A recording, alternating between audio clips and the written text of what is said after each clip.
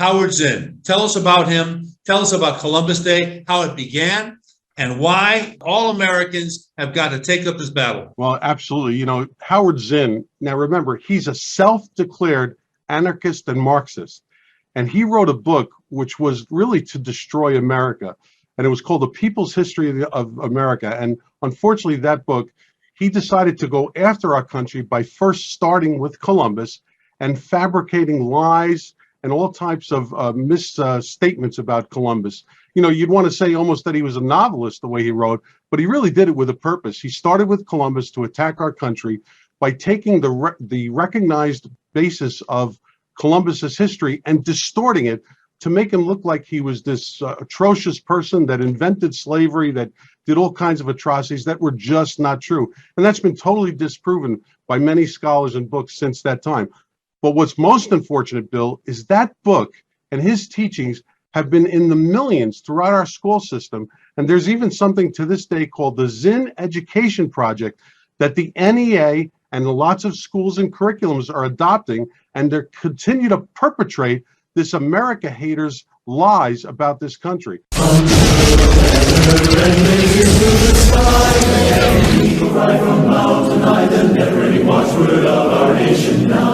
This gem of all the wonder of the western sky, the emblem of the brave and true, the flag destiny, red and white and starry, we stream out of the banner so high. Every heart will sing a part as all across the land we raise our voices far and near. Bill McIntosh Show on now with DiMino of the Italian American One Voice Coalition. In case you're wondering who he is, I'll tell you he's on the board. It's a very, very active organization, and it's there in the vanguard defending the heritage of Americans of Italian and Sicilian descent. Well, great. It's great to have you on the program, Andre. I've interviewed you before. Let the fireworks begin. How are you? How's everything in New Jersey? And how's it going with this great fight to preserve the integrity of the legacy of Christopher Columbus and the great people of Italian and Sicilian descent in our country who have been leaders in freedom? Well, good to be back on with you, Bill, and I'm pleased to discuss it with you. We asked me how things are going in New Jersey. Well, we've been in some battles. We've won some battles, but we've got to win the war. You know, this attack on Columbus is really an attack not only on Italian Americans, but really on America. And that's why we've got to go after all of these places that are trying to change our history. Right. And this is folks, keep in mind, this is a fight that people, they carry on with their lives, they do things, and then at one moment, at a certain point, the outrage becomes too great. And Andre is somebody who, this is not his full-time thing, I don't think. He's an engineer and the CEO of a medical devices company in northern New Jersey. He's further proof that America is basically have been tremendously benefited by Italian Americans and Sicilian Americans doing great things for our country. As you once said colorfully, they think America is basically, when it comes to Italian Americans and Sicilians, are basically, gangsters, brutes, and bimbos, as you once said, which I thought was funny. But at the same time, it gives me a lot of anger. If you look at the Second World War, one of the, I think probably the number one ethnic group fighting for our country and that great conflict were Italian Americans and Sicilian Americans. That's absolutely correct. Yeah, no, absolutely, Bill. It was the largest single percentage of ethnicity that was fighting in World War II for America. But at the same time, people don't know this, but they were interring Italians that were here in this country because of the situation that Italy was part of the Axis. So while the Italian Americans were fighting overseas, they were interring people here, just like they did with the Japanese. I didn't know that. Yeah. It's amazing. Yeah, they were interred in what was called Camp Victory in Missoula, Montana. They took them mostly from the West Coast. These were Italians with shops and individuals that were leading normal lives, and they interred them there. And that's why right now there's a very large percentage of Italian Americans in Missoula, Montana. All right. Well, I know where I'm going to go for a good Italian meal in Montana. I mean, it's amazing. It's something, a little other footnote you may not know. There were a lot of Italians who fought for us. They basically, I guess they were under arms with Mussolini. Mussolini was defeated, and they changed bands. They went to work for the U.S. Army. They had a patch that had an eye on it, and there were like 500,000, maybe more. Absolutely correct, Bill. You're a good student of history. That's true. Well, I studied history, and I'm a proud descendant of those of Italian American descent. And something else that people need to know was that there are actually a couple of people who signed the Declaration of Independence: William Pocket and Caesar Rodney. Correct. And in the Revolutionary War, there were hundreds, if not thousands, of Italians that fought. Right? Yeah, there was a battalion of over 1,500 Italians that fought on behalf of the colonists and in the revolution on our side, in essence. Okay, Howard Zinn, tell us about him. Tell us about Columbus Day, how it began, and why all Americans have got to take up this battle. Well, absolutely. You know, Howard Zinn, now remember, he's a self-declared anarchist and Marxist. And he wrote a book which was really to destroy America. And it was called The People's History of America. And unfortunately, that book, he decided to go after our country by first starting with Columbus and fabricating lies and all types of misstatements about Columbus. You know, you'd want to say almost that he was a novelist the way he wrote, but he really did it with a purpose. He started with Columbus to attack our country by taking the recognized basis of Columbus's history and distorting it to make him look like he was this atrocious person that invented slavery, that did all kinds of atrocities that were just not true. And that's been totally disproven by many scholars and books since that time. But what's most unfortunate, Bill, is that book and his teachings have been in the millions throughout our school system. And there's even something to this day called the Zinn Education Project that the NEA and lots of schools and curriculums are adopting, and they continue to perpetrate this America haters' lies about this country. We warned about this a number of years ago, that attacking Columbus because of Zinn is really an attack on our country, and that's coming so true now. Well, sure. You have Washington, D.C., District of Columbia. You have the Columbia space module during the Apollo 11 flight. Why on earth would they call it that? Because Columbus was emblematic of America. And, you have Columbus, Ohio. Why on earth are they doing this? They're trying to take down America. That's what people have to see. Give us go ahead. No, you bring up a good point. In fact, that was why President Harrison actually selected the 400th anniversary of Columbus in order to counteract and apologize to the significant discrimination and denigration that Italian Americans had back in those days. It was the 1890s to the 1920s. There was tremendous discrimination against Italian Americans. And actually, the single largest lynching in U.S. history, many people don't know this, was in New Orleans in 1891 when 11 innocent Italian Americans were lynched. And then for the next year, President Harrison, to atone and apologize for that, declared Columbus Day as a great American holiday. And that's why Italian Americans have revered Columbus as an iconic symbol, as that apology or atonement, and became a national holiday, a federal holiday. And that's why we fight so hard for it, because Columbus Day in Columbus is such an important symbol to Italian Americans.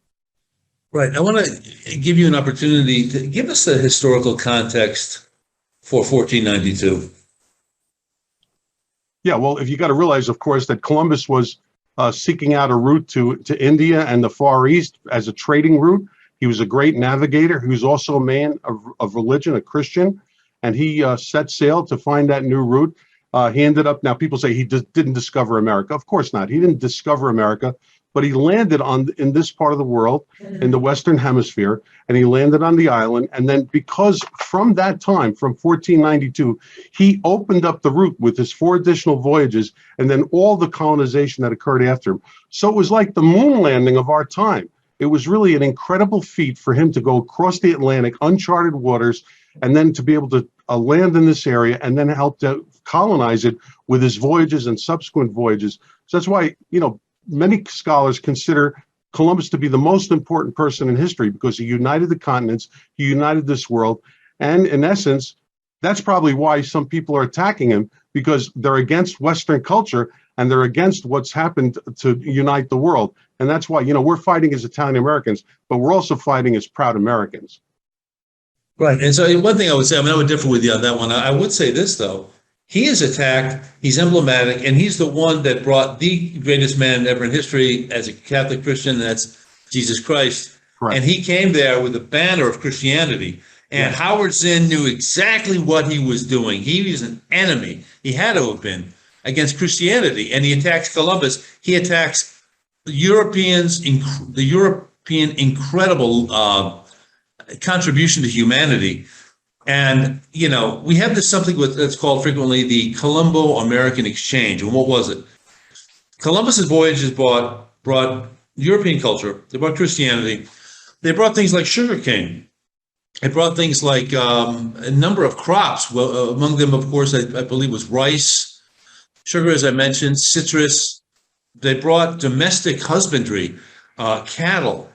They brought swine. They brought, I think there was some domestication of poultry, but basically I think largely animal husbandry on a great scale, sheep.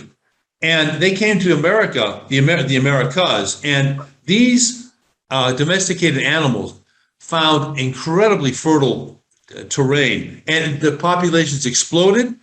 The sugar industry is one that also brought about tremendous trade, for good or for ill, which brings me to my next topic, which I'm about to bring up.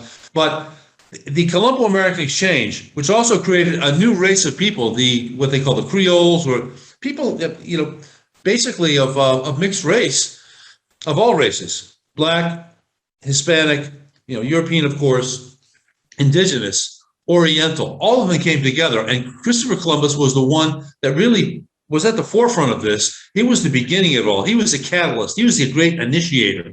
And that's something that has to be stated. Now, of course, slavery it's undeniable that we had slavery. We've had slavery in the New World. But tell us about slavery. This was not simply just a unique America's only type of institution, was it? No, in fact, and getting back to Zinn, you know, when you read his book, he tries to really just whitewash the whole situation back then of the indigenous people. You know, indigenous people were replete with slavery. That was what they did among these tribes, and there was even cannibalism and so forth. So, you know, when they say that, you know, Columbus brought slavery, it's just not true. You know, slavery was throughout the world. Columbus himself was not a slaver, but yet when he got to this part of the world, he actually worked with some of the tribes like the Taino tribe in pushing back against the Carib tribe, who were cannibals and attacking the Tainos. In fact, you know, 4 books were written by someone of Taino heritage, of indigenous heritage, Rafael Ortiz, totally disputing all these falsehoods that Zinn brought up about Columbus. So, you know, when you talk about those times, you know, indigenous people, this was no Garden of Eden when Columbus got here. But that's what Zinn wanted to portray, that this was some Garden of Eden that Columbus destroyed. And it's just totally false. Right. There was human sacrifice practiced on a wide scale, cannibalism that you mentioned, slavery. Hey, it existed in Asia, you know, among the Chinese, people in the Middle East. In fact, regarding the slavery in the Americas, what happened was, who were the slavers? The slavers, of course, there were the white Europeans that bought them. They sold them in the Americas. They sold them in the Caribbean. They sold them in the United States and in South America and Latin America. But who got the slaves? Who caught the slaves? Who captured the slaves? They were Africans, African tribes, competing tribes, or Arab Muslims that were involved in the slave trade. And this is something that there's a phenomenon that's been going on for centuries. And one little interesting footnote to this is that there were actually slave raids on white European places in Italy, probably must have happened in Sicily, in Spain, as far as Iceland and as Ireland. There was an entire village, almost 99.9% of the village of Baltimore was carried off on a slave raid that took place in the 17th century. So slavery and slaving is something that has been unfortunately universal to the world culture. It's not just a phenomenon that had to do with something that Columbus introduced. That's far from the truth at all. That's totally erroneous to make that statement. But again, nevertheless, this is happening. So tell us about, you know, when Columbus Day became inaugurated as basically an American holiday, and why that's significant, that's being under attack. Yeah, well, certainly, as I said, President Harrison declared 1892's Columbus Day as an atonement or apology as a day of national patriotism. And then later on in 1937, it was actually made into a federal holiday. And since that time, we say it's an Italian American holiday, but it's a great American holiday. But Italian Americans, especially, I can give you a personal story. Both my parents came from Sicily. And when my grandfather was in Sicily, he was actually a fisherman. He had his own boats, and he was a fisherman, as many Sicilians on the coast would do. When he came to America, they said the streets were paved with gold, and he came here in the early 1900s, and he couldn't get a job. And unfortunately, at that time, when he did get a job, it was on the docks of New York.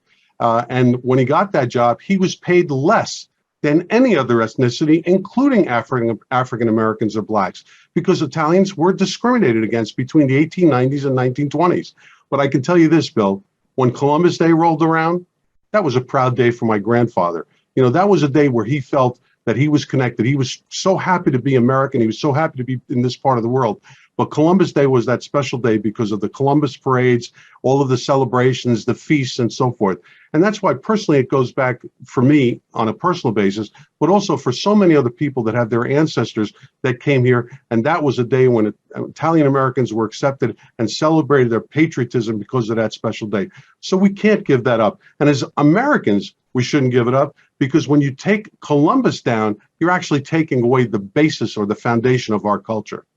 Right, and one of that is solidarity, harmony, social harmony. Let's face it, we've had a lot of strife in our country. Absolutely. But let me tell you something. The idea of Columbus is a person that brings people together, and the idea that we can have one ethnic group, Hispanics, basically take over that holiday and replace one ethnicity or one, let's say, group of descendants in our country and replace it for the sake of another is outrageous. I mean, basically we're saying is, hey, all these bad things happened, and this has got to be Indigenous Peoples Day, and it's all about Hispanics, and because let's face it, largely, I mean, huge numbers of Hispanics in the United States are of mixed descent, as huge numbers of Americans are of different descent. I mean, the idea that somehow that they can come in, or interest groups, lobbying groups, cultural Marxists can come in, kick out this great holiday that celebrates all Americans, and then make it about one particular aggrieved group is terrible. This is just all. Well, I got to tell you, Bill, I got to just slight correct you on one thing. It's not just terrible. It's actually a violation of the U.S. Constitution. I'll tell you why.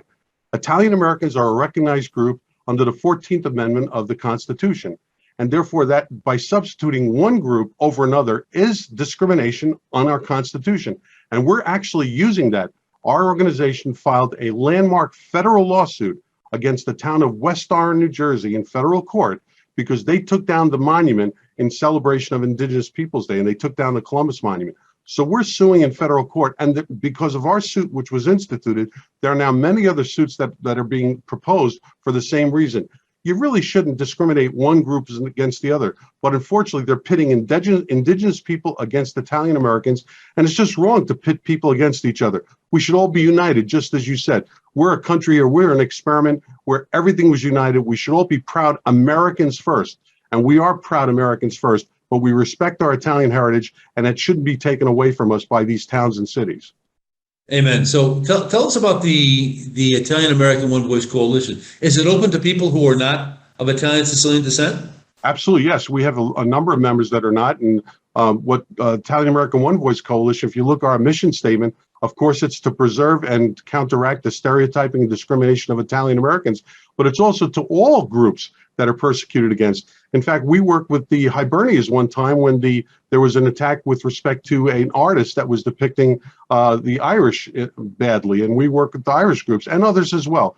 We don't want to see anybody discriminated against. Of course, our primary thing is Italian Americans.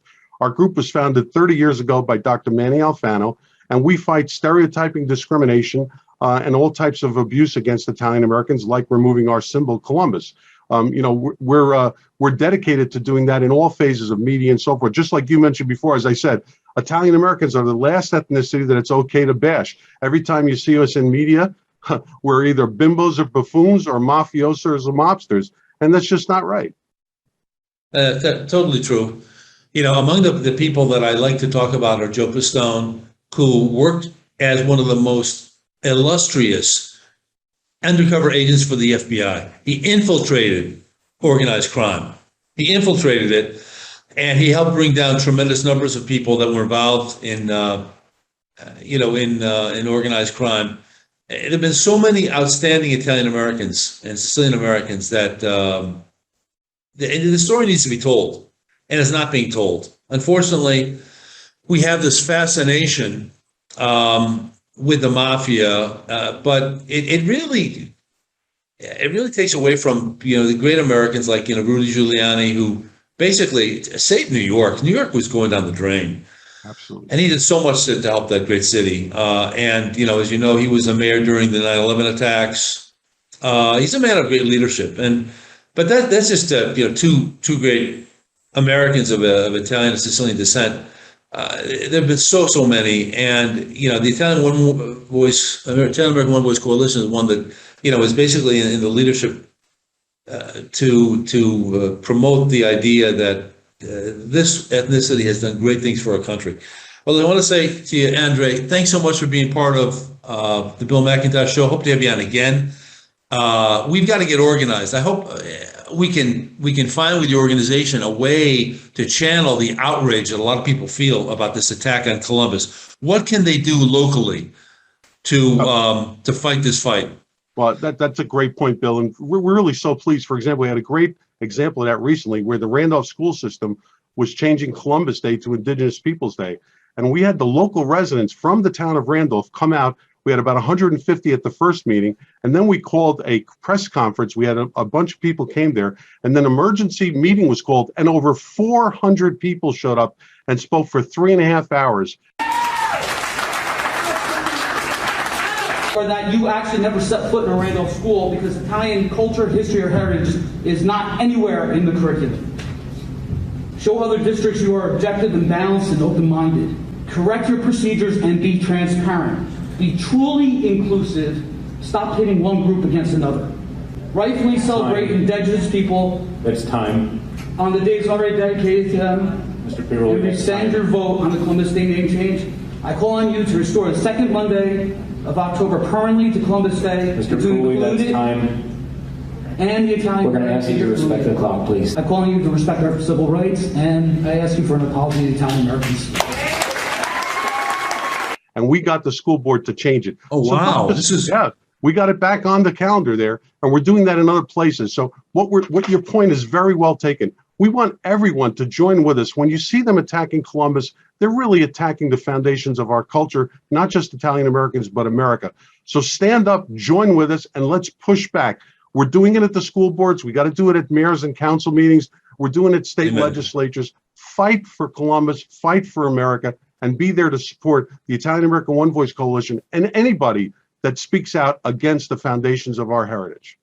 Yeah, if you believe in Christianity, if you want to fight for Christianity, you want to fight for Columbus. Okay, folks? So Andre DiMino, Italian American One Voice Coalition, Godspeed to you, your organization. You're great people, and let's start this fight, folks. We've only got a couple of days before Columbus Day, so keep it up.